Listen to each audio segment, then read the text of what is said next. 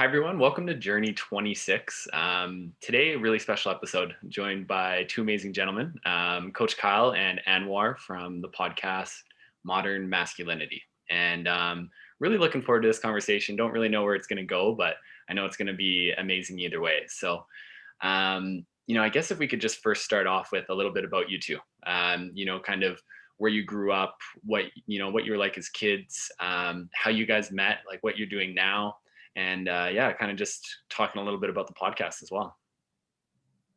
Absolutely. I guess I'll go first. Born and raised in Calgary. So Jared, I believe you're from Calgary, right? Yeah. Oh yeah. Yeah. So born and raised in Calgary. It was a city I thought I would never leave. I spent how old am I now? 27 years there, 26 years there.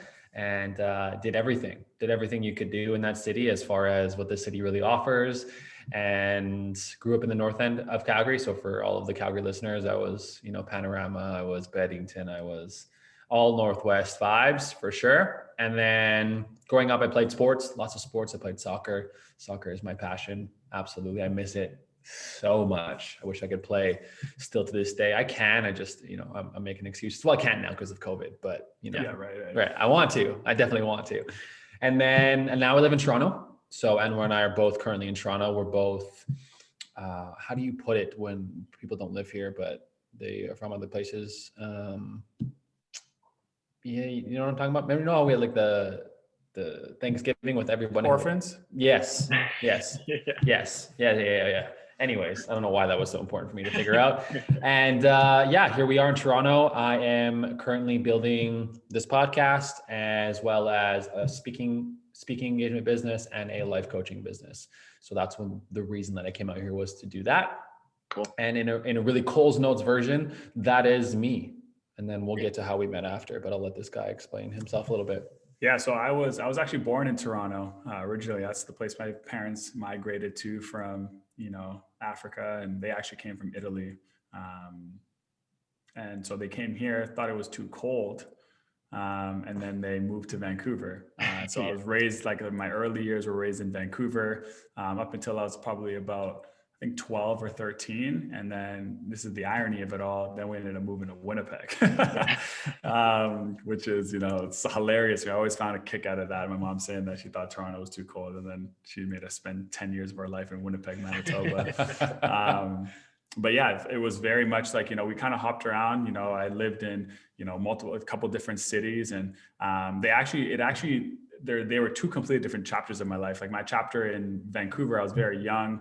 I was always a kid who never really gravitated towards like TV or video games or shows or anything like that. Like I was very much active. I cared about like sports and social. Like those are like my two buckets. Like those are the things that made me feel alive. So I always wanted to go out and make a friend, and I always wanted to go out and play sports. I didn't care about the isolated activities that involved sitting still and, watching something, or I didn't enjoy those things very much. So always on the go, always, trying to, you do something physical, run outside, whether it's, throw rocks at a stop sign or, throw a game-winning touchdown, like whatever it was, like I just wanted to be involved in something active. And when I lived in Vancouver, I grew up in a place that was predominantly, white and Asian.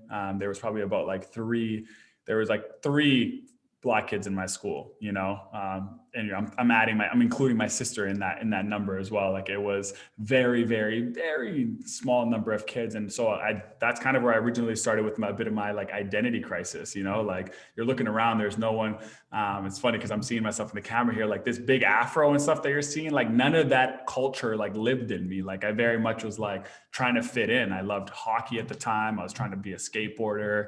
I was listening to like Billy Talent, Linkin Park, Metallica. Like I was my environment, and at that age, you're just trying to fit in, So when I moved to Winnipeg was when it was like, I had done such great work at trying to fit into that culture. And I finally started making friends, and like, I was like in grade 6. So finally getting some sort of like relevancy. And then I had to pack my bag and move again. And I was like, are you joking me, Mom? Like, do you know how hard it is to shake bullying and find friends? And here we are. And I come to Winnipeg, and I remember at the time my hair was it was short-ish, but starting to get long. And I remember people being like, I love your afro, and like seeing the diversity and seeing like that oh, I don't have to like fit in. I can just like be doing me and be kind of appreciated. And Winnipeg had a bit more, the area that I landed in Winnipeg was a lot more diverse at the time. So you'd go to school and, you know, you'd see Indigenous, you'd see Black, you'd see white kids, you'd see Asian kids, you'd see Filipino, you'd see everything.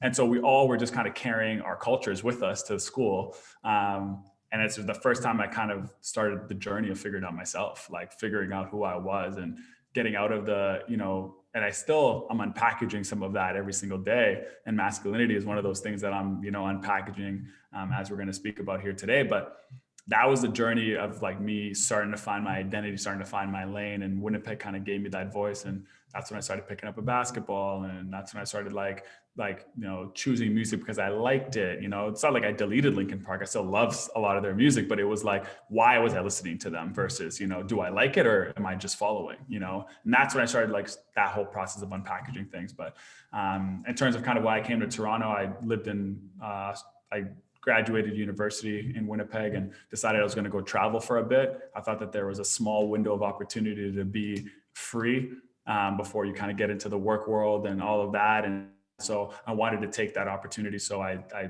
flew to Europe, backpacked Europe alone and with friends. Like we would partner up and then separate, partner up and separate. Did that for about like 4 or 5 months.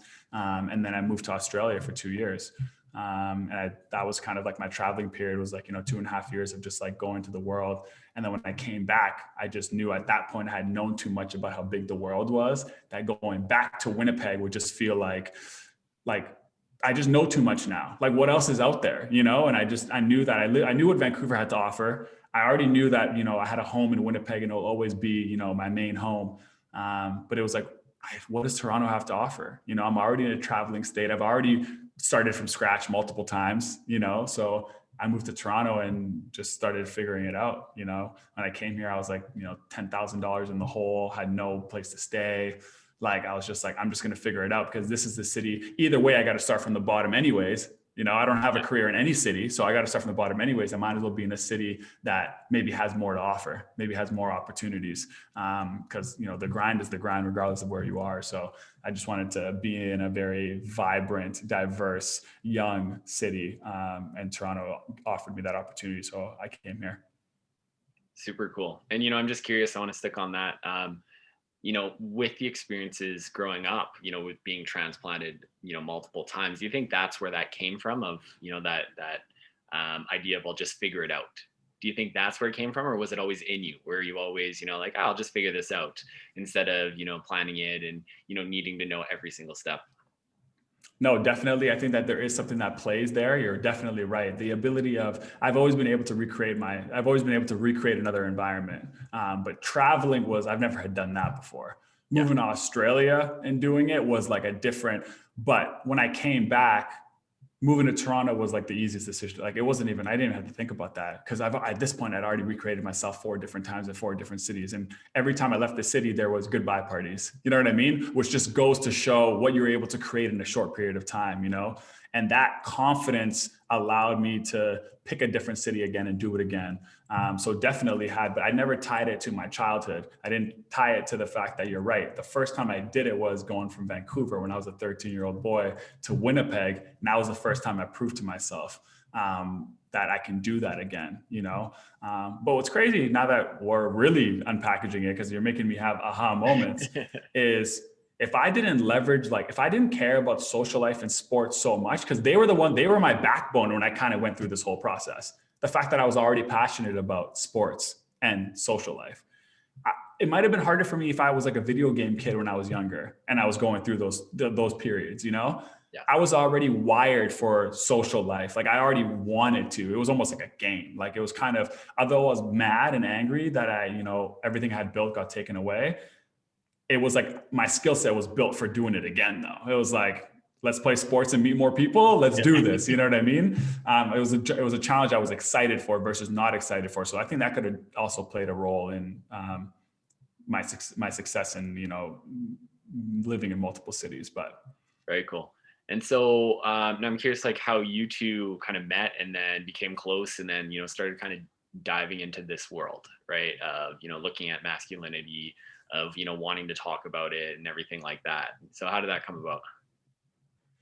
We met through a mutual friend originally. So my best friend and I moved out here at the same time. He came out here for school and I came out here for my own ventures. I also moved out here with the girlfriend at the time. Yeah. And then in 2020, him and I still weren't close yet. We still didn't really know much of each other. Anwar and my friend Edward, the friend I was referring to, moved in together at the beginning of 2020. And that's when we finally got introduced to each other. We didn't know each other before that.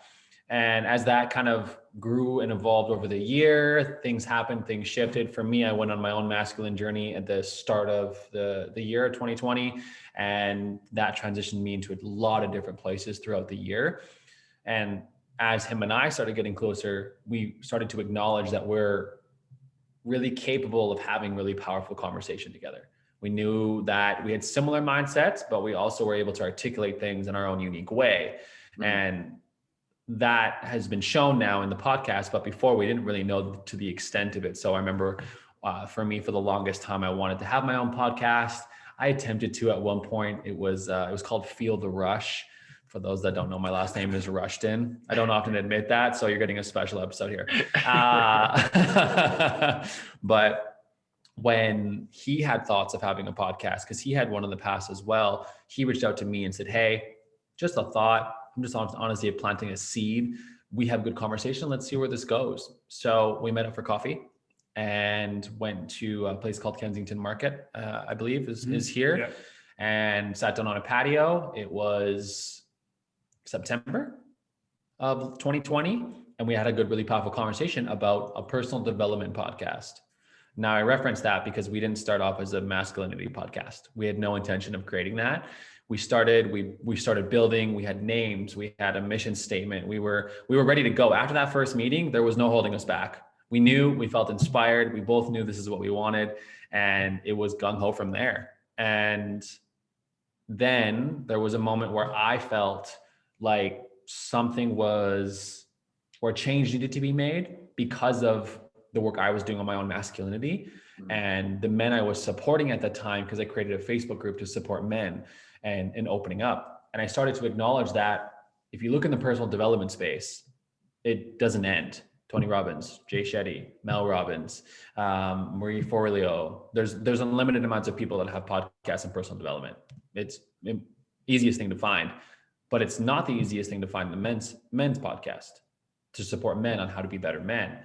And so I brought up the idea one day after we had some solid brainstorming sessions before that about a personal development podcast. And I said, "Hey, what are your thoughts on this? It doesn't need to go this way."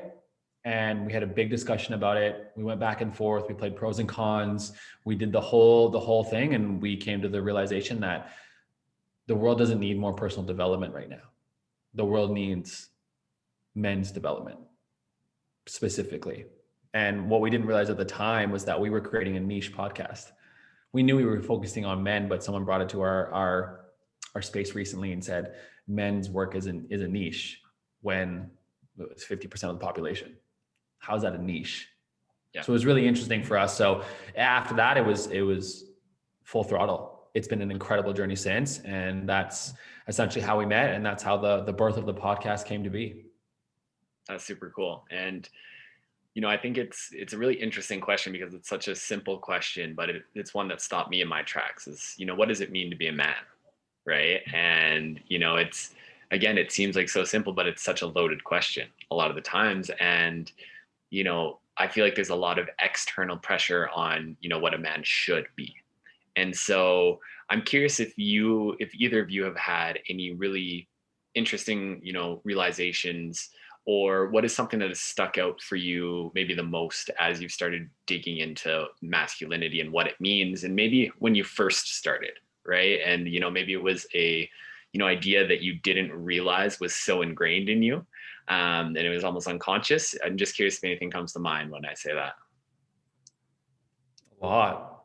Tons. It's been pretty wild, to be honest with you. And before we get to into any of the actual specific examples, even just today with planning out the next 5 to 6 episodes, it's endless of how much we're learning on the fly and how much we're taking in through this process. I don't think either of us really realized the caliber of education and wisdom that we would be obtaining through this. So we could answer this question for 6 more episodes. Like, this is endless. So we'll do our best to knock it down. But our masculinity journeys are quite different.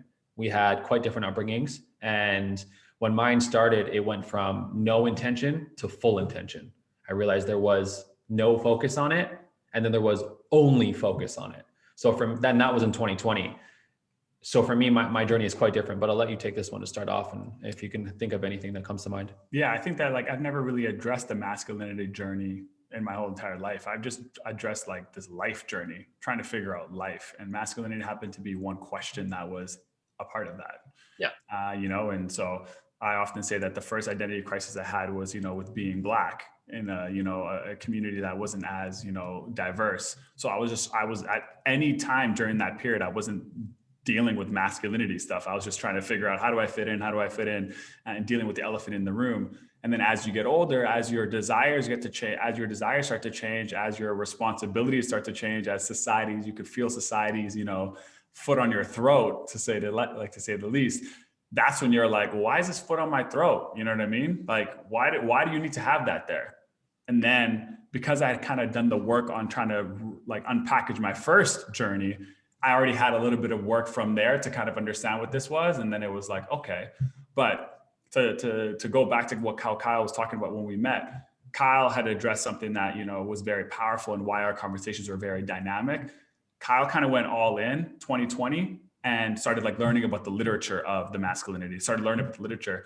I'd never touched anything to do with the book. It was all in my heart and in my experience, right? So when we would collide, it would be like someone who was like, hey, I read this, I saw this. And I'd be like, well, I'm feeling this and I feel this. And I continue to feel these things. And that was where the original, because I had never said I'm on a masculinity journey. You know what I mean? It was just things that lived in my subconscious. And I think Kyle basically essentially pulled that out of me to put words to what I was feeling. And you know what I mean? Not that I was even, or like put it in a bucket, these are the challenges that you're dealing with from here, instead of just calling it stress, instead of blanking. And that's how I viewed it, was stress, right? But there was specific stress that was coming from a masculine place. And it's not like stress that I was feeling from like any other specific avenue. And I think Kyle just made me more aware of, oh, this provider stress that I'm feeling is a masculine thing. Yeah. It's not a life thing. This isn't like, we don't all get this problem. This is a you and your body problem because you're a man. And organizing my stressors were very important to me. So like knowing that like I'm feeling this from this specific area.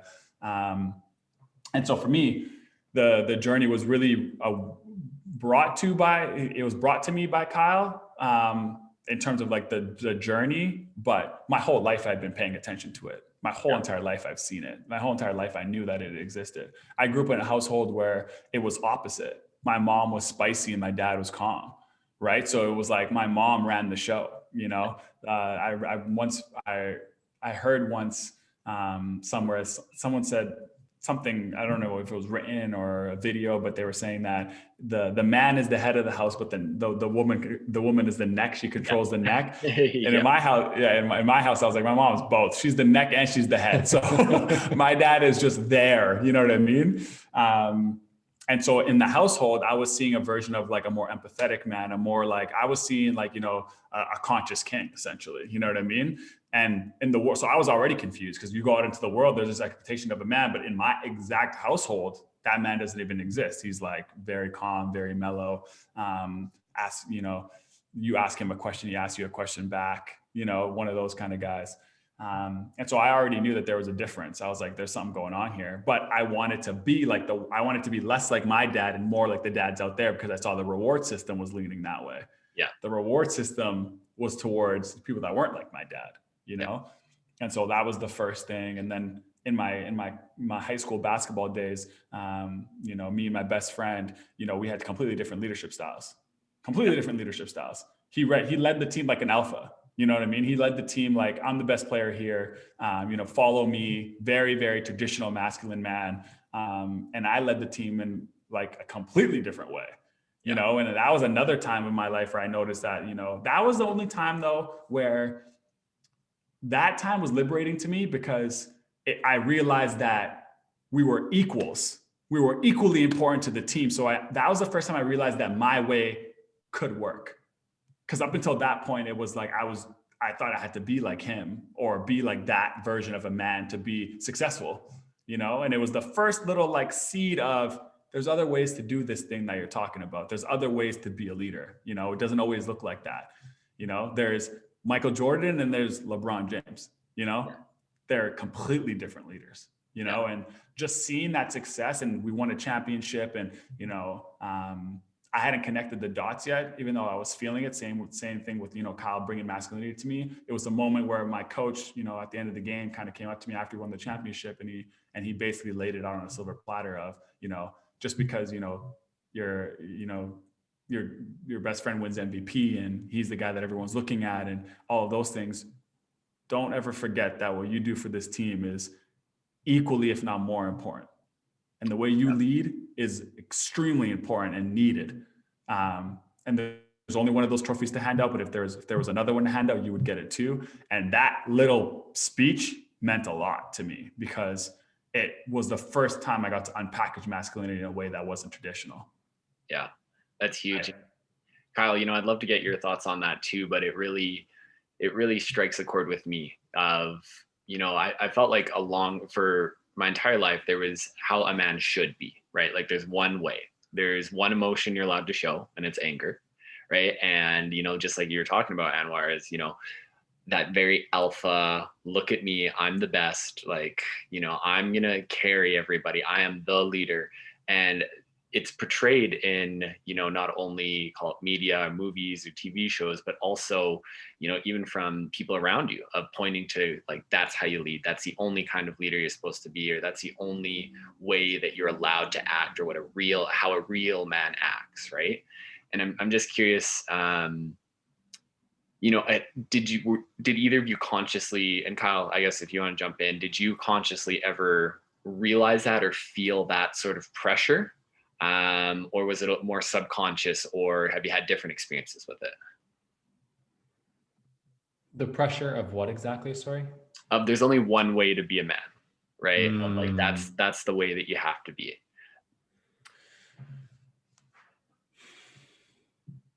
I don't know if I felt like there was one way.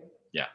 I think that what I acknowledged growing up as a child, I was surrounded by a lot of different versions of unhealthy masculinity.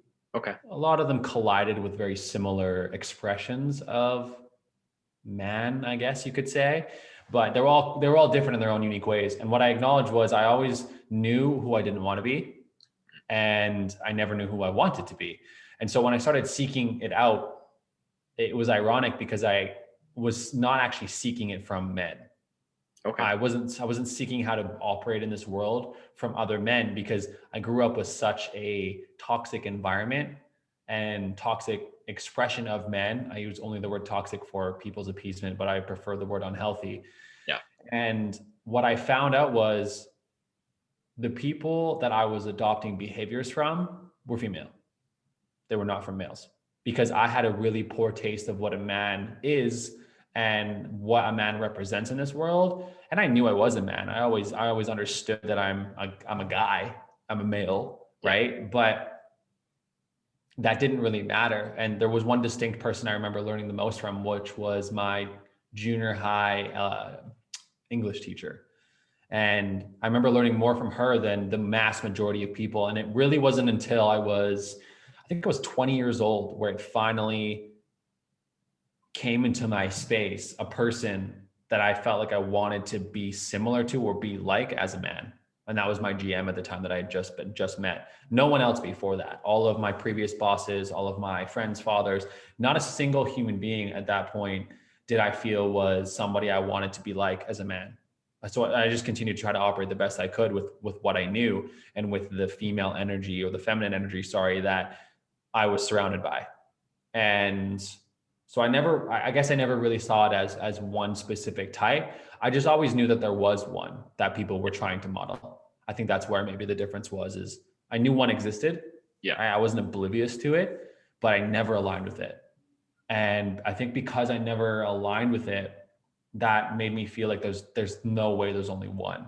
So I understand why they're all going this way, and I understand why they're acting this way to an extent as best I can. I'm not their lived experience, but I never wanted to be like that. So I knew if I didn't want to, then there's more than one way.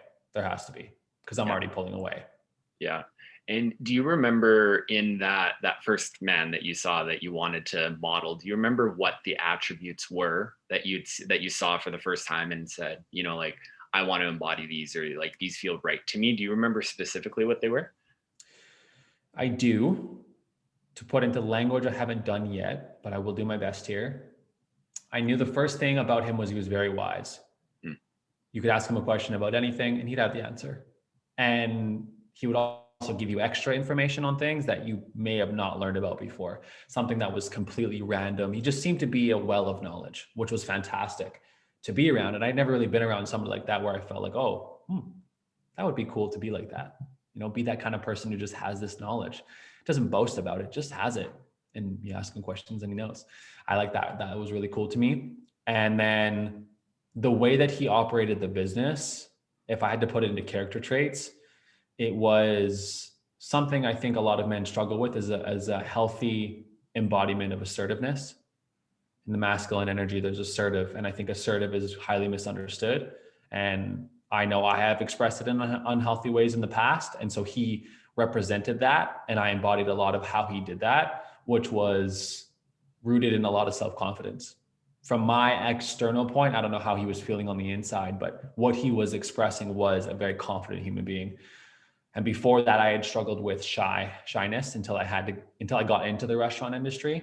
And so when I saw him, it was this almost epiphany that, oh, that's confidence. I see that now. I don't feel like there's a reserved part of him, where before everybody had been surrounded by, I felt this energy like, I know you run this business, but I don't feel like you're confident in it.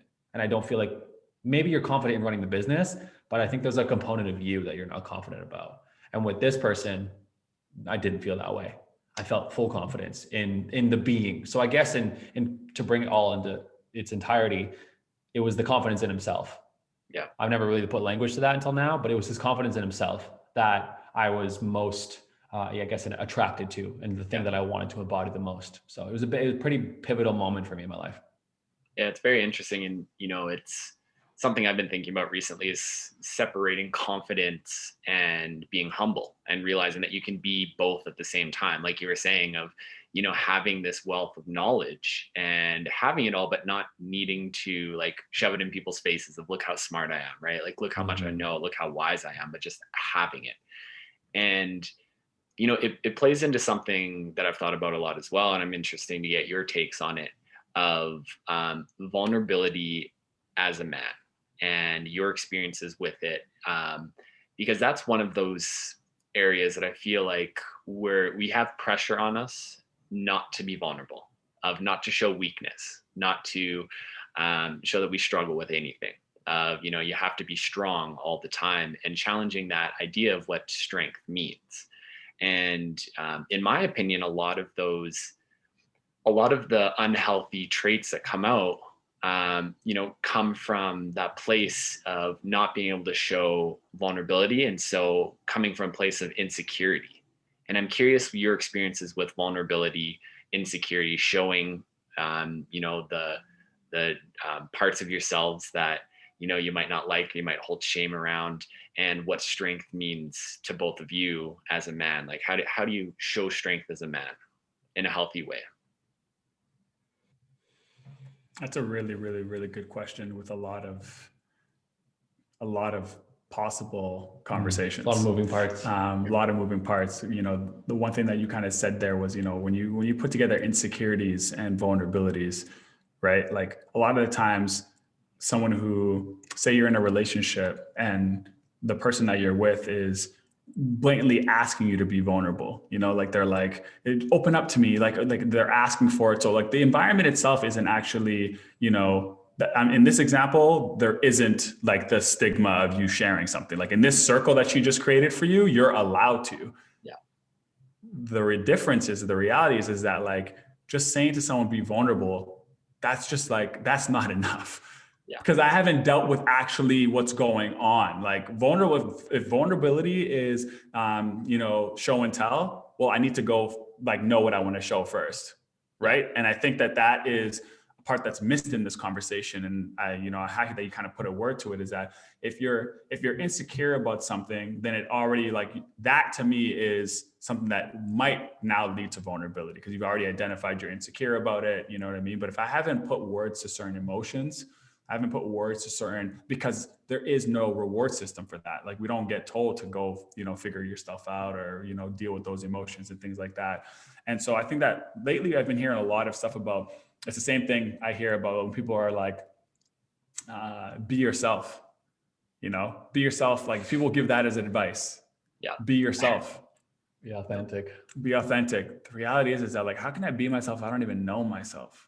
Yeah. Right. Like, it's kind of like just saying, be vulnerable. Like, it's a lot more that goes into being vulnerable than just the statement itself. Vulnerability is ultimately the expression of finally doing the work. Yeah. Right. And so I think that the reason why we struggle with it is we actually don't struggle with the vulnerability part as much as we struggle with the work part.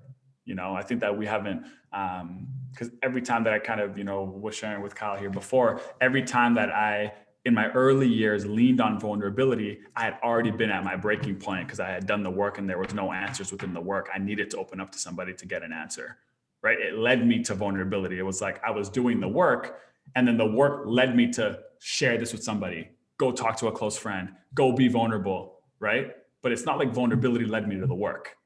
Yeah. You do the work within yourself first. You figure out what you're good with, what you're not good with, what you need more help with. You deal with all of it. And then when you deal with all of it, if the answer that comes out of the hat is vulnerability, we'll be ready to express that, right? And then the other caveat is, like, who are we expressing that with? Yeah. And so some guys might go through the work of, okay, I've done the work, pulled the hat, the ticket is vulnerability. That's my way out of this problem. Look around the room. I can't talk to any of these people about my problems. Yeah. New problem now. So vulnerability is like, there's so many doors and so many problems within that one word. It's like, I have to do the work. And then if I do the work and I know I need to be vulnerable, who do I share with? Because none of this environment doesn't care for me yet. So I think that unpackaging it is so much more complex. And for me, I've always felt like vulnerability was, I've always struggled with the expression of things, not the feeling of things. Yeah. I've said that on other podcasts before. Like, I struggled with, warming up to the ability of, like, being vulnerable, like, because I already knew I felt it. I already knew I had something to say. I just didn't know when, how, all that stuff.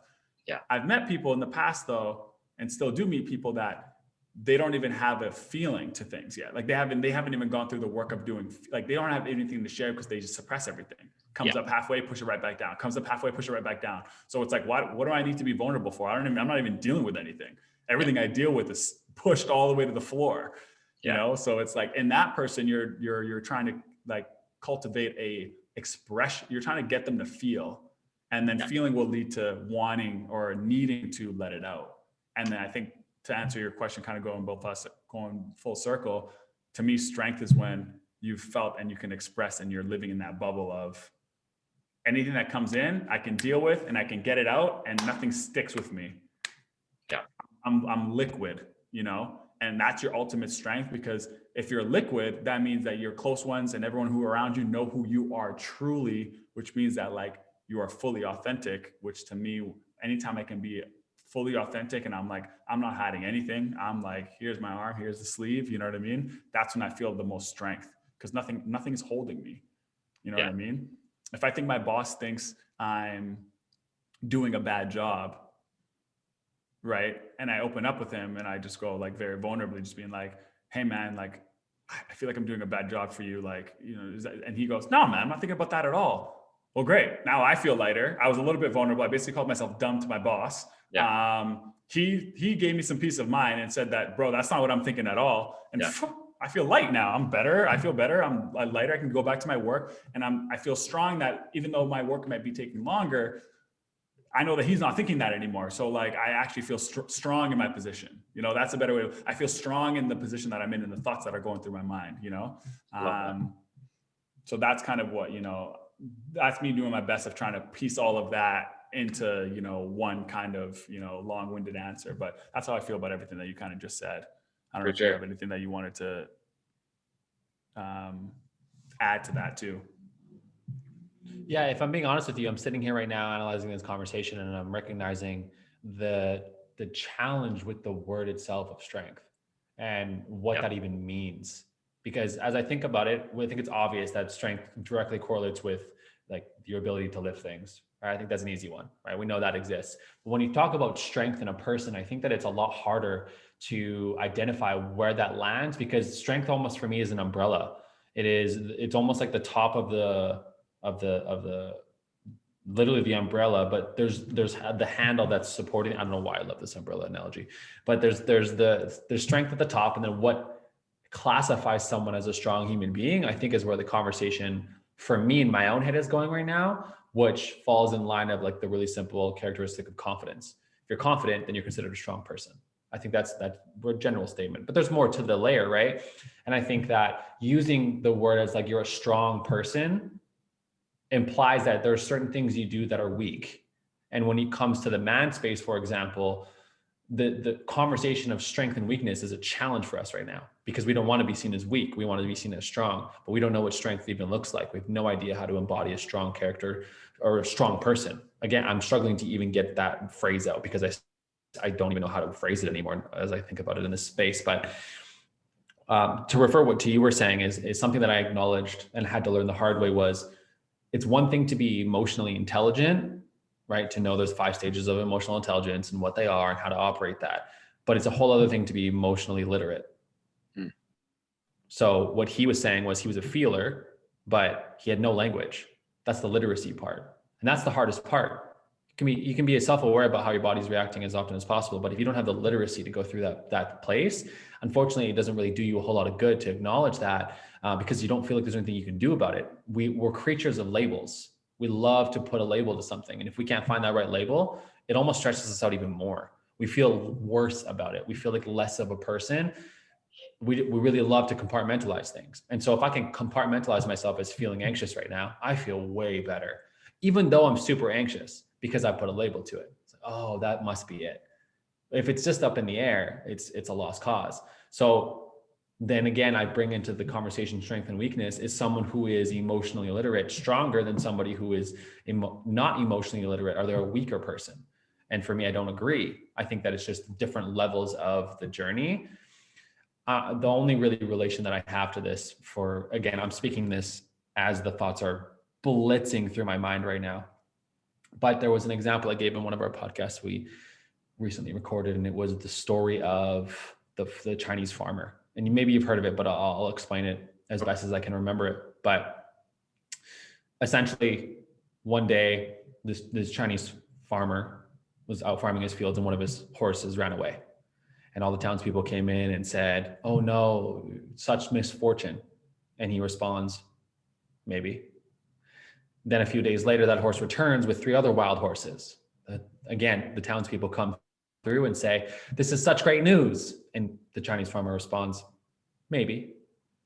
A few days later, the Chinese farmer's son is riding one of the new wild horses, falls off and breaks his leg. All the townspeople come and say, "Oh, such misfortune." And the Chinese farmer again says, "Maybe." A few days later, the military comes through town to recruit, goes to his son, sees his broken leg and says, "We can't take you." Again, the townspeople come through and say, "Such great fortune, your son didn't get taken." Again, he says, "Maybe." And so the context of that is the idea of what is good and what is bad. And the phrase I always use is nothing has meaning until it's been given meaning. So if we're classifying somebody as strong, that's based on our perception of what strong means, which is unique to each of us. So it's the same thing as good or bad. If I think you're a good person, he could think you're a bad person. Doesn't matter if you are a good or a bad person. Same thing with strength and weakness. I can look at you and say, "You're strong," and Anwar can say, "You're weak." It doesn't matter. So the context of the equation is, I don't think there's a generalization of what a strong person is. I think it's a loosey-goosey word. I also think vulnerability is a loosey-goosey word. I think vulnerability is a blanket, because what vulnerability essentially is being open and honest. So if you can focus the conversation on being open and honest, that's an expression of this idea of vulnerability. Vulnerability is not the answer. Vulnerability was the answer. And it's a great way to almost mask what's really going on.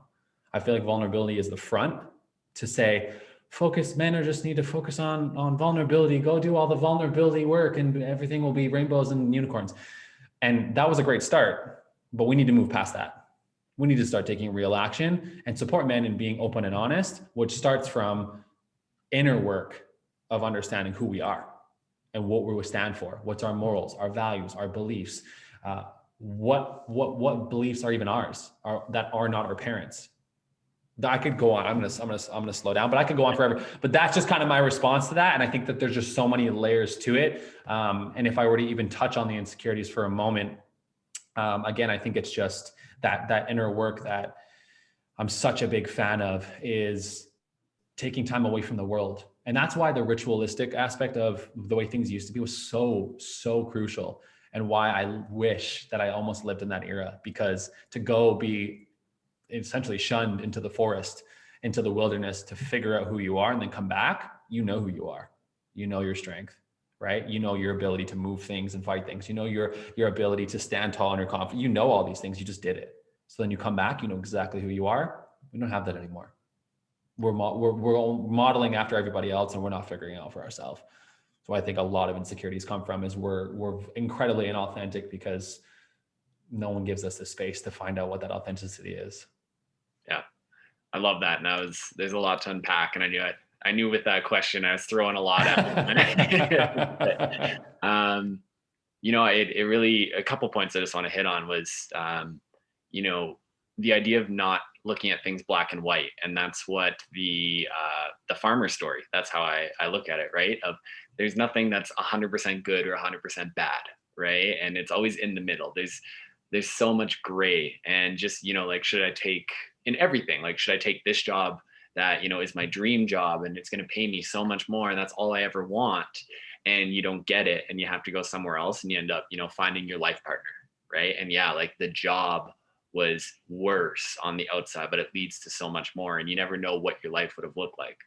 I think for me, when I think about strength, and actually, like, both of you have given me a lot to think about, which I'm excited about. But for me, when I try to define it, it is being able to show your weaknesses and show that you're still okay with them, right? For me in my personal journey, what I struggled with the most was this idea of perfection.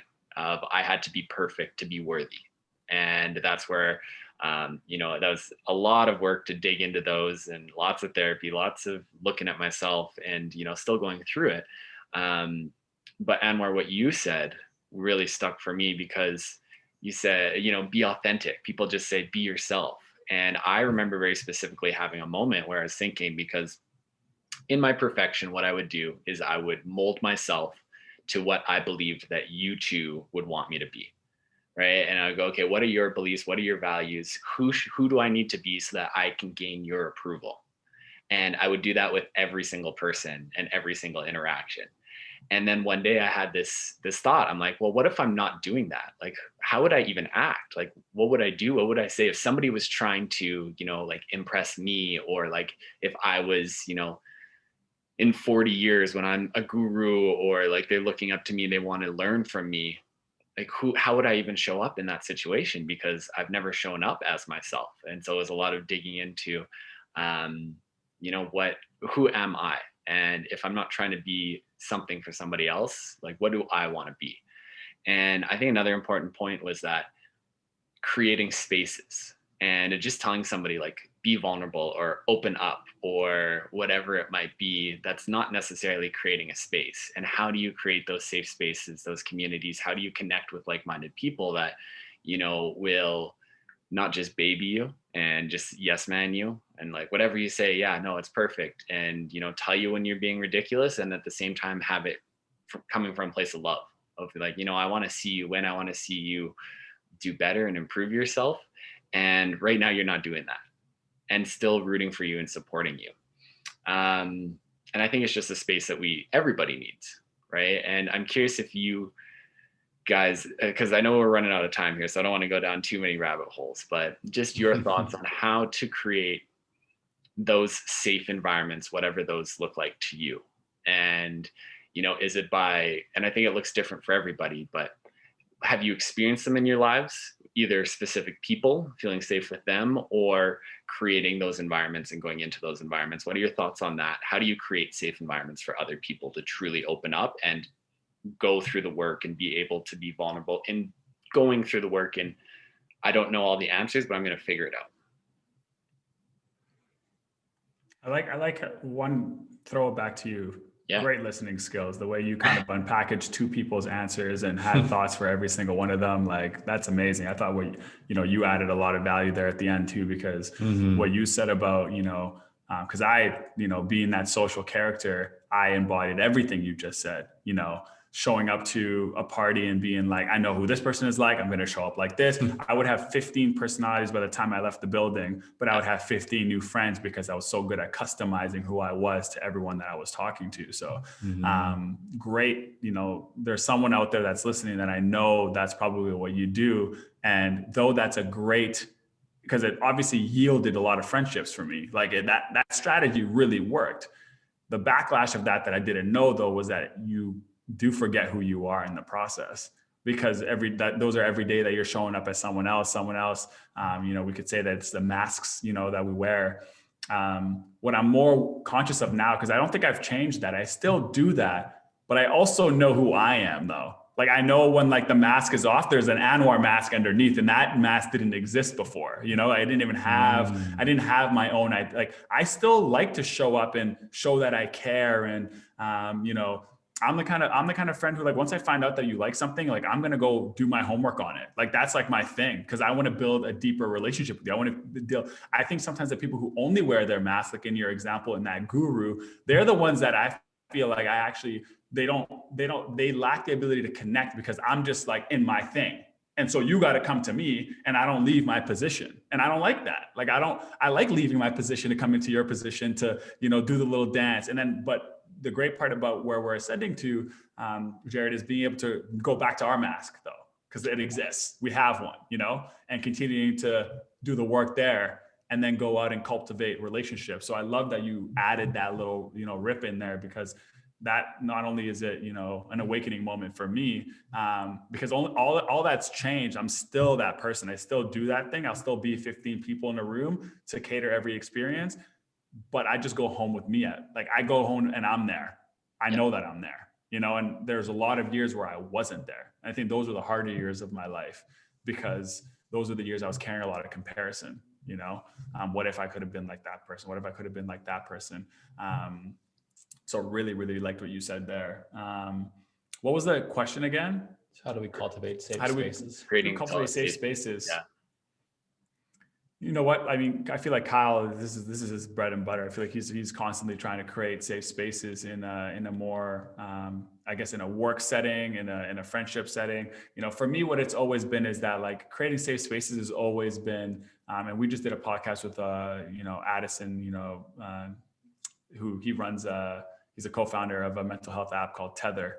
And they sponsor our podcast, and we had a conversation with them, and he embodies this, and I think that this is what it is. Creating safe spaces to me is not necessarily the agenda of having a create safe space. It's the expression of you that creates a safe space. You being willing to, talk about certain things and create a conversation around certain things. And what people gravitate to is that they know that, I know there's friends of mine that know if they're going through something, if they go through their phone, when they come to my name, if they're going to pause and they're going to think about it. And that's all I ever try to be the guy on people's phone who, if they were going through something and they were trying to look for someone to talk to, that they wouldn't scroll past my name. Yeah. And so what do I got to do to be that guy? What do I got to show up as to be that guy? You're not gonna create a safe space or go talk to somebody that you think is stiff, isn't welcoming, is going to judge you for how they feel, right? So let's reverse engineer. Those are the things that people are not going to seek out. Well, then make sure you're not those things. Make sure you're not judgmental. Make sure you're not, going to like brush their feelings to the side.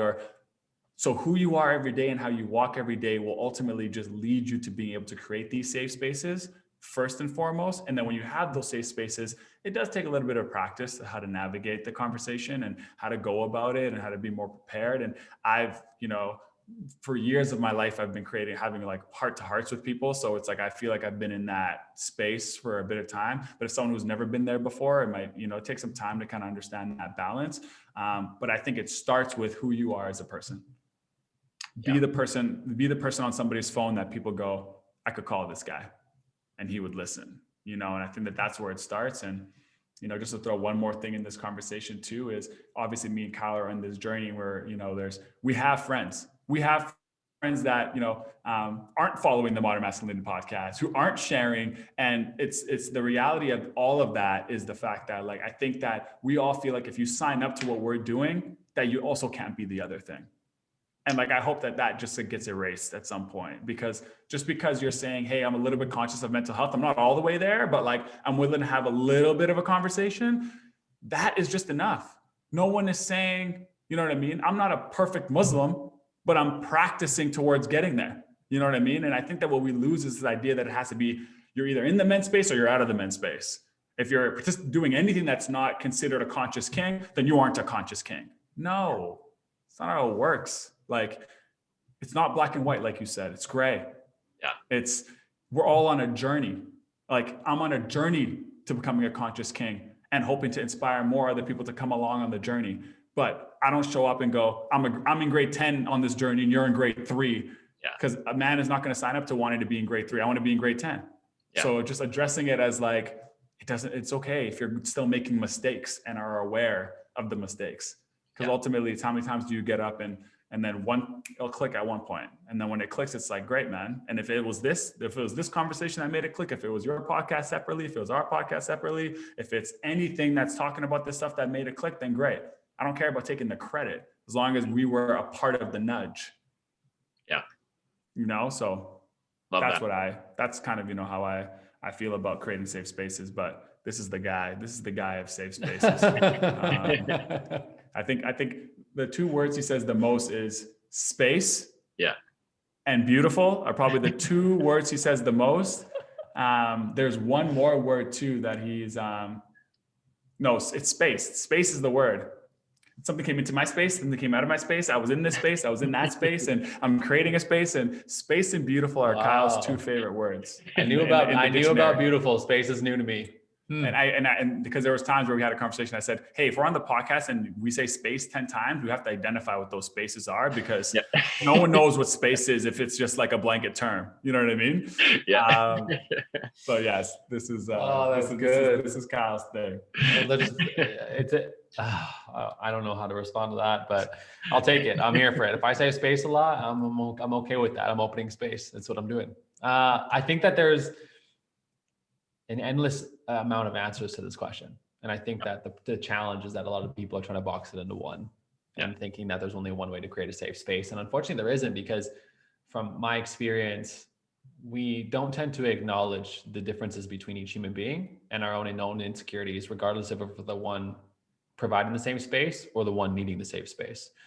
And a big component of it is we've lost the communication skill to figure out what to do with those spaces.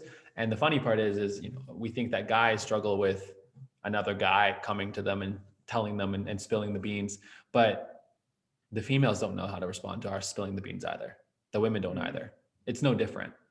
The whole world is different beans. Exactly. This isn't the gossip circle beans. Like, this is serious beans. Some serious beans. And so I think that the conversation it's more of a general one than it is a specific type of person opening up to a specific type of space. But what I do recognize about the process is basically a lot of the things that Anwar was saying with the release of judgment. But to acknowledge the fact that you're probably going to end up judging. And I think it's okay to understand that and to know that we're built to do that. If we didn't judge the world and how we perceive the world, we wouldn't be able to operate, because we wouldn't be able to decide where to go, left or right, up or down. And we need that ability. And in those moments, I think it's just about what we do with the judgment that really creates a safe space. So if our judgment gear really does kick in, we're likely to inject our own stories, our own opinions, and deflect almost what they said and allow the conversation more to come back at us, which is obviously not a safe space.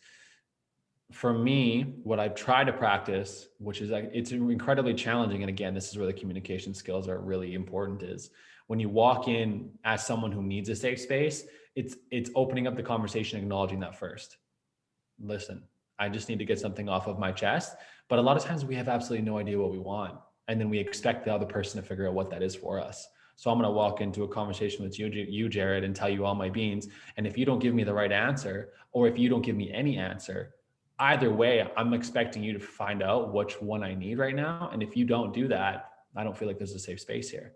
But if I walk in and say, listen, Jared, I have something I want to share with you. Honestly, I don't need advice right now. I just need to get this off my chest. Now you know what kind of space needs to be created. And all you're going to do is listen. That's it. You don't even have to respond. And I'll probably get to a point where I'm like, okay, thank you. I got it out. Yeah. Or vice versa. I want advice from you. I don't know what to do. I'm stressed out. I'm anxious. I'm having suicidal ideation. Jared, I need you to pull me out this space right now. Or I just need you to say something, and you say something. Okay, got it. Now I know I can come to Jared and just tell him what I need, and he'll give it to me. And I think everybody has that ability. We're just not asking for it because we don't know, because we don't live in that kind of world yet. But I think we're building to it, but it's hard.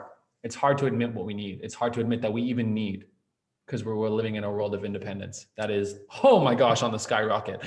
And you can do the opposite too. Like that is one way of doing it, right? Like the safe space could be created both ways, right? If this person doesn't say it, say I come to you and I'm spilling the beans, often my rebuttal will be, do you want me to just listen, or do you want me to give you advice? Absolutely. Before I just go guns blazing on so you can create the space by like just you doing it too, right? So both ways. If I come in and say, hey, I need this, cool. Or if I come in guns blazing and I need to, now it's on me, the camera's on me, I might first just lean with, do you want me to give you advice, or did you just want me to just listen? How can I help you? Yeah. How can I help you?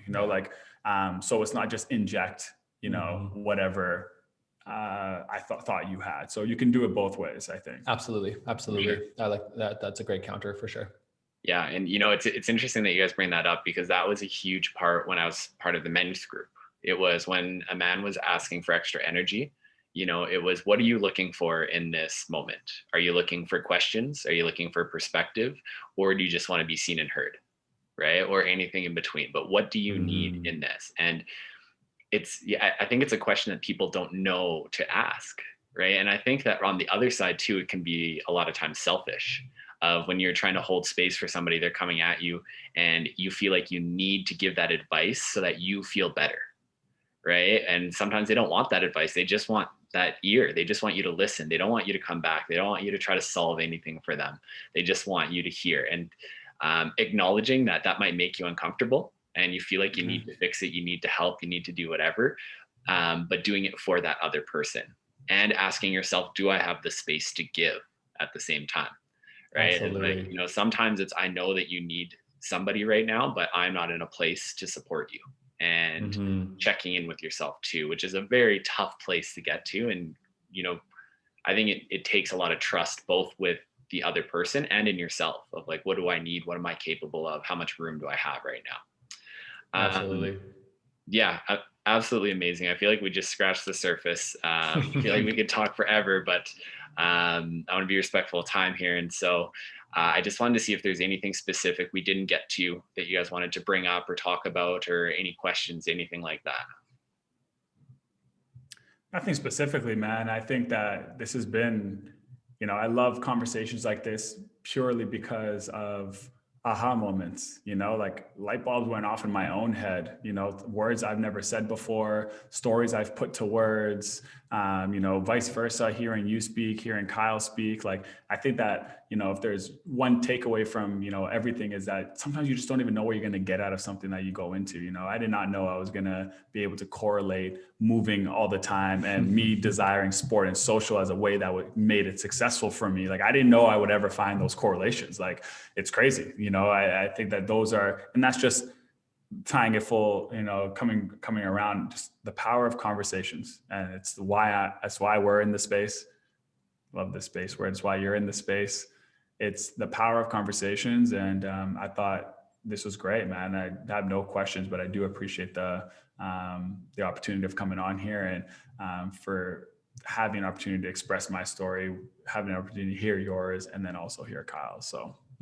Yeah. And I align wholeheartedly with what he says. This has been a great space and we appreciate it, Jared. It was a good conversation. And what I acknowledge about this process from us and from yourself is that there's a high level of intentional listening happening right now. And there is a lot less of intentional responding until it's necessary. And I think that's an extremely powerful takeaway for anybody who ever sees this, is that it's a really, really, really vital for any communication and any conversation to have the intentional listening first. It's one of the reasons why the statement goes, we have 2 ears and 1 mouth, to make sure that we're listening first and speaking second.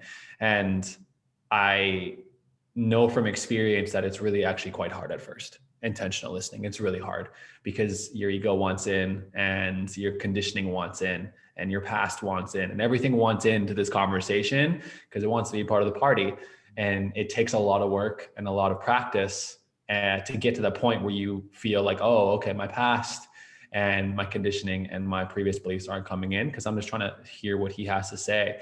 And one thing I meant to mention earlier was the quote of I think it's how's it goes? A truly wise person knows that he knows nothing.